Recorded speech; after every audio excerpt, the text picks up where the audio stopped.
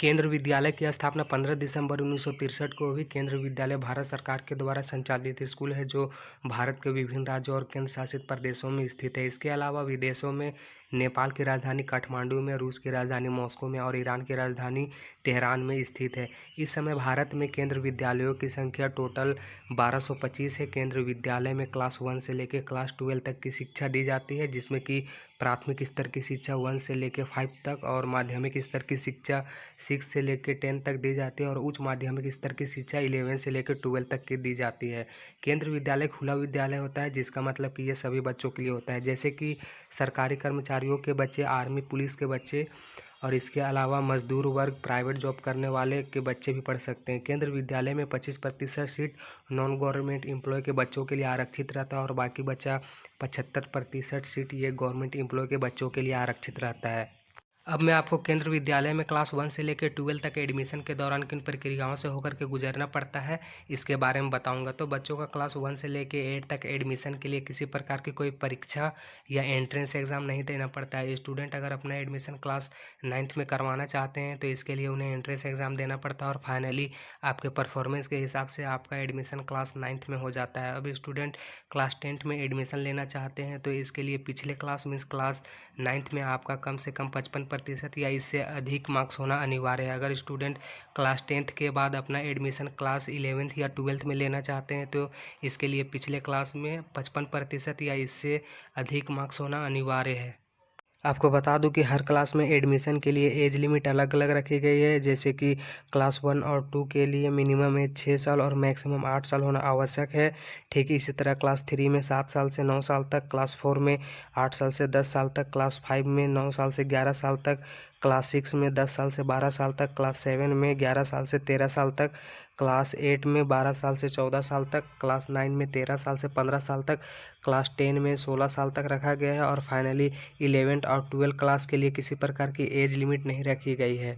अब बात कर लेते हैं क्लास 1 से लेकर 12 तक कितना फीस लगता है। तो स्टूडेंट का केवल एडमिशन के दौरान 25 रुपये लगता है। अब क्लास 1 से लेकर 8 तक स्टूडेंट से किसी प्रकार का कोई फीस नहीं लिया जाता है। क्लास 1 से लेकर 12 तक के स्टूडेंट से केवल विद्यालय विकास निधि कोष के लिए 500 रुपये पर मंथ लिया जाता है और इसके अलावा ट्यूशन फ़ी की बात कर लेते हैं, जो क्लास 9 से लेकर 10 तक के स्टूडेंट के लिए 200 रुपये पर मंथ लिया जाता है और क्लास 11th और 12th के जो स्टूडेंट ने आर्ट्स और कॉमर्स लिया है उनके लिए 300 रुपये लिया जाता है पर मंथ और जिस स्टूडेंट ने साइंस लिया है उनके लिए 400 रुपये पर मंथ लिया जाता है।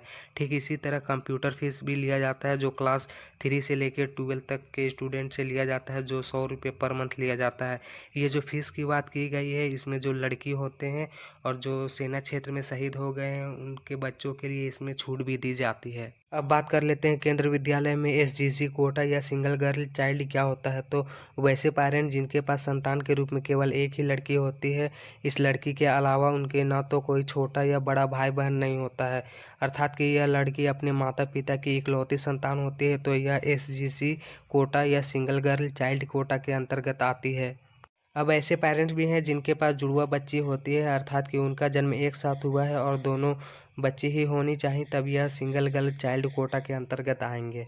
जुड़वा बच्चियों का एसजीसी कोटा का लाभ लेने के लिए कुछ डॉक्यूमेंट की आवश्यकता पड़ती है जो सबके लिए अनिवार्य होता है, जैसे कि बच्चियों का बर्थ सर्टिफिकेट, कोर्ट से दोनों बच्चियों के लिए सिंगल गर्ल चाइल्ड सर्टिफिकेट होना आवश्यक है।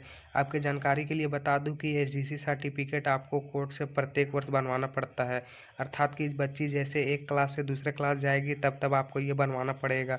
अब आपके जहन में ये सवाल ज़रूर उठ रहा होगा कि आखिरकार ये हर क्लास में प्रत्येक वर्ष क्यों बनाना ज़रूरी है। तो आपको बता दूं कि जब आपने अपने बच्चियों का एडमिशन एसजीसी कोटा के अंतर्गत करवाया था तब आपके पास केवल 2 जुड़वा बच्ची ही थी, इसलिए आप एसजीसी कोटा का लाभ ले पा रहे थे। लेकिन ऐसा भी होता है कि जुड़वा बच्चियों के बाद आपका कोई और बच्चा तो नहीं हुआ, चाहे वो सिंगल लड़का हो या लड़की हो, तब आप जुड़वा बच्चियों के लिए एसजीसी कोटा के अंतर्गत लाभ की प्राप्ति नहीं कर पाते हैं।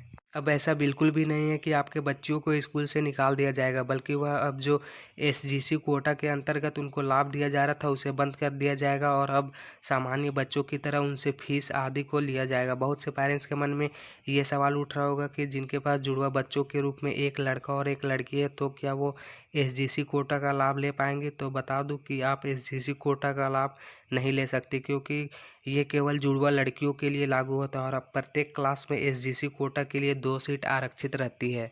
हर क्लास में एसजीसी या सिंगल गर्ल चाइल्ड कोटा के लिए अलग अलग नियम होते हैं, जैसे कि क्लास 1 से 5 तक अलग रूल और क्लास 6 से आगे तक अलग रूल होते हैं। तो पहले बात कर लेते हैं क्लास 1 से लेके 5 तक एसजीसी कोटा का ज़्यादा फायदा होता है, क्योंकि क्लास 1 में एसजीसी के लिए 2 कोटा आरक्षित होता है, लेकिन क्लास में बच्चियों की संख्या में बढ़ने से उसके सेक्शन में भी वृद्धि होती है और जैसे जैसे सेक्शन बढ़ते जाएगा तो प्रत्येक सेक्शन में एसजीसी कोटा के लिए 2 सीट बढ़ती जाएगी। अब बात कर लेते हैं क्लास 6 से एसजीसी कोटा के नियमों में परिवर्तन हो जाता है। क्लास 6 में एसजीसी के लिए सिर्फ 2 सीटें ही आरक्षित रहती है। क्लास 6 में या आगे के क्लास में सेक्शन बढ़ने से एसजीसी कोटा के लिए प्रत्येक सेक्शन में एसजीसी का लाभ नहीं लिया जा सकता, जिस तरह से क्लास 1 और 5 में लिया गया था। मतलब कि क्लास 6 से एसजीसी के लिए केवल 2 सीटें ही आरक्षित रहेंगी। इसमें सेक्शन में वृद्धि होने से इससे कोई लेना देना नहीं है।